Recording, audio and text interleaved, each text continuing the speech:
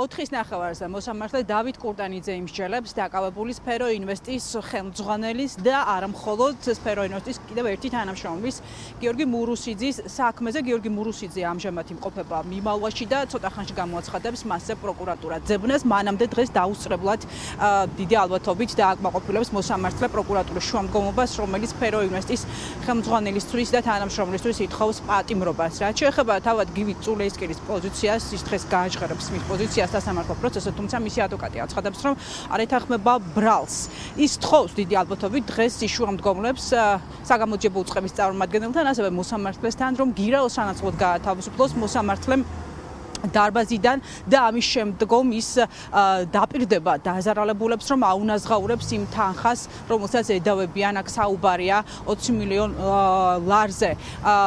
წულეისკირის ადვოკატის განმარტებით, მიუხედავად იმისა, რომ სფერო ინვესტის, სფერო ჰოლდინგის დამფუძნებელს ანგარიშები და მისი ქონება აქვს დაყადაღებული, ის ხელმეორედ მოსთხოვს დღეს სასამართლო პროცესზე პროკურატურა საგამოძიებო უწყებას, რომ კიდევ ერთხელ დაუყადაღდეს და ამის სანაცვლოდ გათავისუფლდეს გივი წულეისკირის სასამართლო დარბაზიდან.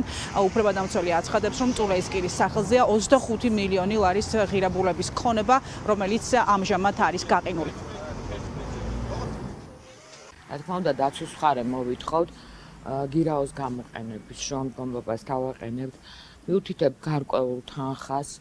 თუ სასამართლომ მიიღო გადაწყვეტილება აღკვეთი ღონისძიების სახით გირავა გამოიყენოს, სავარაუდოდ ის თვითონ შემოგთავაზებს რა თანხა შეიძლება იყოს. თუმცა აქედანვე მინდა აღვნიშნო, რომ ჩვენ ქონება ძირითადად კომპანია სფერო ინვესტ გააჩნია უძრავი ქონებები ძალიან დიდი თანხის ოდენობის და სავარაუდოდ მას შეუძლია უძრავი ქონება ჩადოს გირაოს სანაცვლოდ. და რასაც ქვია თანხა, რასაც თანხა ქვია, თანხის შეტანას ალბათ ფიზიკურად ვერ მოვახერხებთ, იმიტომ რომ ყველგან თქვით და თვითონ ბრალდებულმა რიგა წულეისკირმაც განმარტა, რომ დიდი ხანია საბანკო სისტემა მათი კომპანიების მიმართ არა კეთილგანწყობილია, მათ ანგარიშები რეალურად გაუყინეს და ასე ვთქვათ ვერ შეძლებენ ისინი ნაღდი ფულის გადარიცხვას. ჩემი დასაცავი პირი ბრალს არ ეთანხმება, რადგან მას თაღლითობას ედავებიან, რომ თითქოს მან ითაღლითა, თუმცა მისაკუთრა ხალხის ფული, თუმცა ის განმარტავს, რომ ვალდებულება, რომელიც ამ ხალხის წინაშე აქვს აღებული, აუცილებლად უნდა დააბრუნდეს.